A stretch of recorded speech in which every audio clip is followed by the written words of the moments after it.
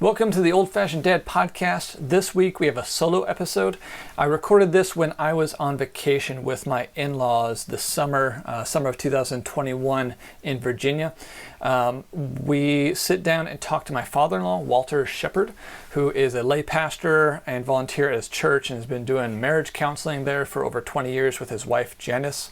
Walter and Janice have been married over 50 years, but in the last 5 years or so, Walter has been dealing with the grief and struggle of his wife's decline with the disease of Alzheimer's. So I sit down with him to hear a little bit more about his story and what that has looked like over these last few years. This is definitely a little more serious of an episode, but I sit down with Walter and I ask him the question, where is God when life gets tough?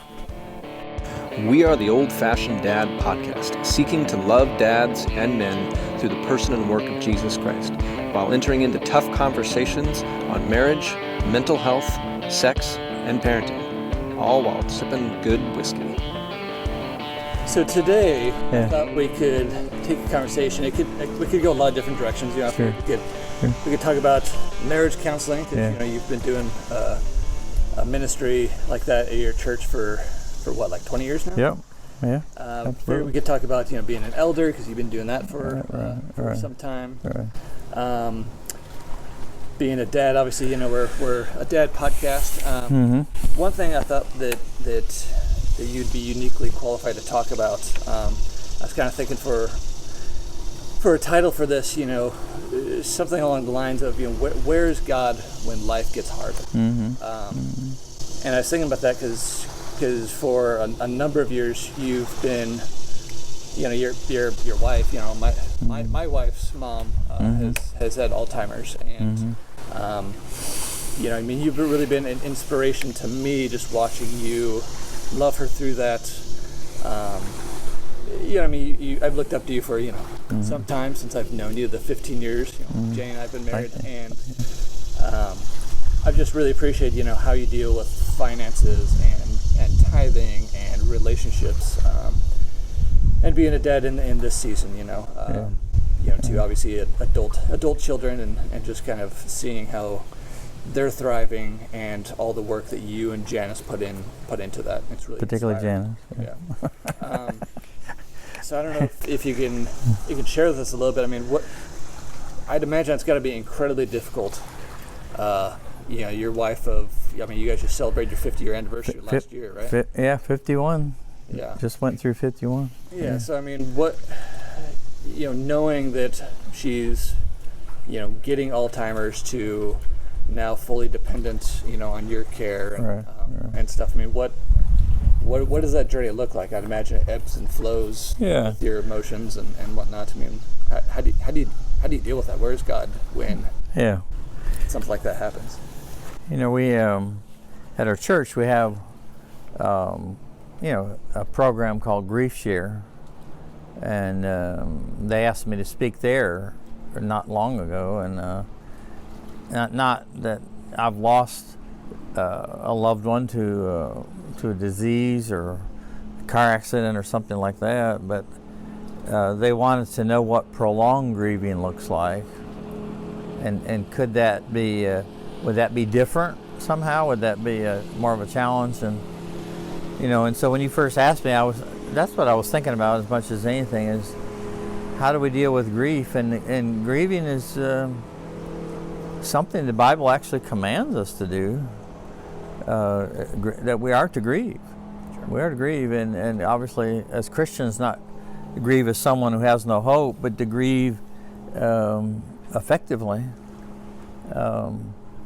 In my experience, I know Christians tend to move on too fast, not fully grieve the situation. Sure.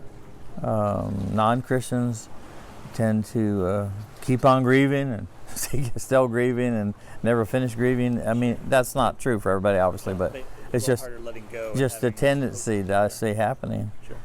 And but what I don't grieve successfully will come back to cause me problems. For lack of a better word, it'll get me stuck. I can't move on.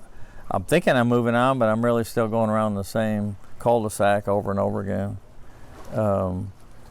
I think it relates to what you're saying is, how do I acknowledge I'm in a hole and not stay in the hole? Sure. Which can be a very easy thing to do. Satan doesn't take a break just because my wife has Alzheimer's. He's still trying to get me distracted from the main event. As much as anything is maybe the mantra that keeps me going, it's not about you, Walter. It's not about you. You know, each of these events, each of these difficulties are still about crucifying yourself, dying to yourself, and living to Christ. You know, it's hard. Even our own nature wants us to make it about me. You know, surely today it's about me after all this happened. It must be about me today, but it's still not. It's still not. I didn't save myself. I didn't raise myself. I didn't create myself. I can't do any of that stuff. And it's always going to be about Christ. And how do I turn each of these situations to Him in a way that He can handle? I can't. You know, and it really comes down to, will I acknowledge the truth about what's going on around me? Will I be a realist about how hard it is, how challenging it is, how little ability I have to really affect it in my own strength? When my wife takes another nosedive in her Alzheimer's journey, will I acknowledge that and make the adjustments? Lean on Christ a little bit more, and allow Him to do His refining, do His empowering, as only He's capable of doing. Sure. But there's, you know, a lot of times you mess up. Right. A lot of times it's just you're just screaming out to God, I can't do this. Yeah. You know, that sort of thing. There you have those moments. Right. I think when you read King David in the Psalms, he's spends a lot of time just letting it all out. All the grief, all the sorrow. He doesn't pack it in. He doesn't act out, but he's definitely pouring it out to God. Right. He doesn't stuff it. He doesn't explode. He gives it to God on a regular basis. Right. I mean, in your experience, I mean, how do you do that? How do you not, you know, kind of fall into, you know, what I think we've both seen, you know, Christians tend to move on too quickly, to deny that they're in pain, and just to kind of, you know, slap a little cheese sticker on it and be like, you know, it's tough, but, you know, God's got it. Yeah, you know, exactly. Without really processing it. But then also not dwelling in it and letting that become your identity. Like, right, exactly. How do you remind yourself in the ebbs and flows, you know, that God's still in charge and that you don't have what it takes and the strength to do it yourself? I think a lot of it comes back to not comparing yourself to anybody but Christ. You know, that you can say, well, I've learned a lot, I've done this, I've done that, but when you look up you to Christ, you say, well, I still got a long ways to go. There's still a lot to learn. You know, to never get complacent about the journey wherever you are on this side of heaven. You've still got a whole lot more to learn. I've still got a whole lot more. Everybody, you know, that's too easy just to compare somebody else's situation or compare yourself to even your old self and just say, well, I've done pretty good, which is a bunch of nonsense. Compared to Christ, I got a lot to learn. Sure, compared to Christ, man, none of us are getting there. That's right. There, you know? And it's easy to get, like you said, in a hole and stay there, or get complacent and not even acknowledge what's going on around you. God's still up to something in the pain. Obviously, it's kind of trite to say, but it's real. People waste pain. God never wastes the pain. And those difficult times all have a purpose to them. Sure. If we'll look for them.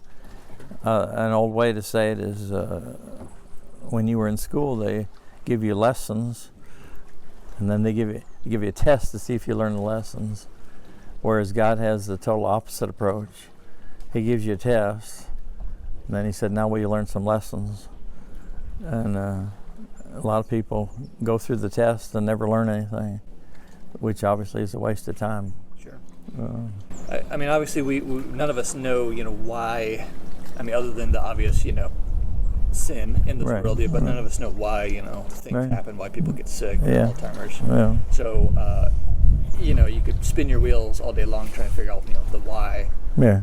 Right. But I mean, when you find yourself in that mindset, how do you refocus it to, like you said, not wasting that opportunity? Like, Right. God can use that suffering Yeah. pain for something bigger. I mean, obviously, for me, a lot of times it's getting back into God's Word, and the first thing that comes to mind as you said that was Habakkuk, saying, "How in the world, God, are you going to use these pagan nations to discipline your Israel, your chosen people?" And God sort of reminds Habakkuk, "If I was to tell you what I'm doing, you wouldn't get it anyway." And so the chances of me being able to tell up front what God's doing are slim to none. Sure. But God's doing something. Sure. Always. And as you read through Habakkuk, he gets to that place where he says, if everything goes bad, there's no food, and nothing's working, everything's totally chaos. I can't see I can't see 2 seconds ahead of where I'm going. Still, I trust you. And I know one day you'll enable me to have deer's feet, that I can walk on my high hills. It's still about faith when you come right down to it. Sure. Nobody has all the answers, no matter what they act like. Yeah. But I know God is the one that is still going to get me where I need to go, however that might look. Yeah. It's easy for us to think that we got to have everything laid out, explained, that's somehow going to resolve all my anxiety. It just doesn't work that way. Sure. As if clarity is going to somehow be the answer. Yeah. I mean, what are some of the key things that help you in this? I mean, obviously, staying in God's Word, prayer. I'd imagine having a tight community, to remind each other of the truth. Yeah. The encouragement of my Christian brothers and sisters being there for you, just listening to you. Having enough people around you that will say, "Hey, I think you're missing it. I think you might want to check this out." That kind of thing. You need a little bit of both, listeners and people that will you give the freedom to speak up and say, "Walter, I think you need to check this out or that out about the way you're behaving," or something like that. Yeah. Those things are important. Obviously, Scripture, and worship. I mean, worship is huge. Yeah. The iPhone has become a real habitual thing for me to listen to worship music, whether I'm bathing my wife or getting a meal ready for her. It just seems to soothe the tired bones and calm my jangled nerves down, to remember there's something bigger going on here. Yeah. I mean, what have some of the more challenging aspects of this journey been? Because it's been what, 5 years? Oh yeah, she's been diagnosed since 14. So it's 7 years, and it's been progressively more so to its point. She doesn't walk or talk anymore, particularly, and she's always in a wheelchair, in a chair, in a bed. But she eats a lot. She sleeps a lot.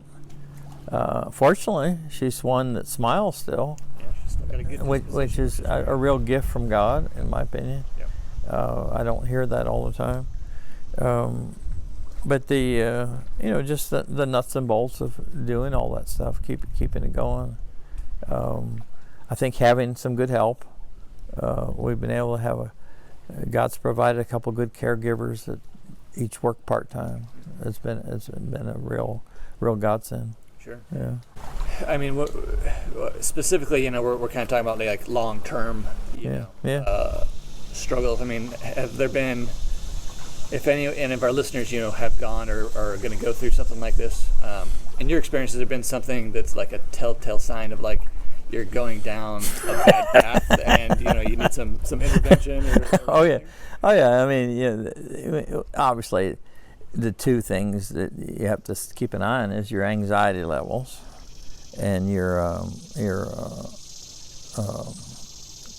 just your anger levels, basically. Okay. You know, Just like yeah. out of nowhere, like resentment. Right. Yeah, that you just kind of find yourself being caught up in your own anger about just frustration. It isn't so much your anger at anything in particular. You're just frustrated. Sure. And those that don't let Satan beat you up over that. Are you with me? So when you get frustrated, like somehow I'm no longer a Christian just because I'm frustrated. You know that those days are going to come, and you have to come back and say, God, forgive me, and God, you restore me, and God, you haven't thrown me over today. But if there's something you've messed up on, God does forgive. Sure. You know, and to acknowledge that and keep going. Sure. You know, the tests are real, but also the purposes of God are just as real to create that endurance, that patience, right, that growth that He so desperately wants for us. Sure. Yeah. Yeah, I mean, it's easy from a position of like in this moment, not having specific struggles or challenges or suffering or whatever to kind of say that everything that's worth anything in life comes from difficulty or from suffering or from friction. Just like exercise, right? So it's easy to say that when you're not in the midst of it. Yeah. I mean, would you? I would say absolutely that. I mean, it's been said before, but people don't change when things are going well. I mean, they might worship a little bit, but they don't change. Yeah. I don't think anything in life, particularly Christ-likeness, was developed apart from suffering. Sure, ease and comfort don't make for great character. Yeah. and God's grace is still the change agent, and I don't acknowledge how great His grace is apart from suffering. Sure. Seeing how weak I am rather than how strong I am is when I find out His grace is sufficient. Right. And suffering definitely points that out. I don't have any illusions of being in control of anything. Sure. No, that's gotta be challenging. I mean. Obviously, you knew that it was going to be challenging. At the beginning of this journey 7 years ago. Yeah. Is there anything? I guess what's the? If you could say there's one thing that really surprised you about it that you didn't expect 7 years into it. Is there yeah, that's a really good question. I think for me, how much deeper I could love a wife who couldn't love me particularly. My love has grown for her, even through this time. That just the natural smell of my wife when I lay down at night. I'd say that before, and she said, "I don't have any perfume or anything on." I said, "No, it's just you. You have a particular smell," and I'd noticed that before, but now it means everything. Yeah. Just to lie down and put my arm around her and sniff that, and I'm good, God. Sure. I'm good. I never thought that would be such an enormous value to me. Well, I don't know what to say after that. I mean, I appreciate you taking the time and being vulnerable. I'd imagine being in the midst of it, it's not the easiest thing to talk about. Especially because we don't know how much longer she's going to be with us. Well, I used to get concerned. I'd have that was kind of an issue. I'd think, I put her down, before I went to bed. I'd go about reading my Bible or watching a little TV or sports or something, and then go to bed. And I'm thinking, she could have died. She could have gagged on something because she just lays on her back all night long. Sure. And we try to be very careful about letting her digest her food and whatnot. And I'd walk in the bedroom thinking, can I hear her breathing? I mean, all that kind of stuff. And I was like, and over time, God's like, she eats, she sleeps. She could live a long time like this. Now, initially you'd say, well, that's kind of who'd want that? But remember the smells, and it's even more than that. Sometimes I said she doesn't speak words, but she'll go almost like a small child, wah wah wah, boo boo boo boo, do do do do do, like that, and we'll have I'll just lay beside her when she goes to sleep, and we'll have a prolonged, non-intelligible conversation. Yeah. And those moments are pretty special. I don't think I'll ever forget those moments. Sure. But who saw that coming? Right. You know. So I think it's just being open, being surrendered. Yeah. God, have your way. It's hard. We don't want to do that. My sin nature does not want to do that. I like trying to be in control. It's probably just me. That's right. Yeah. Well, I appreciate you sitting down, being vulnerable, sharing. In the midst of the story of what God's doing in your life, and obviously those.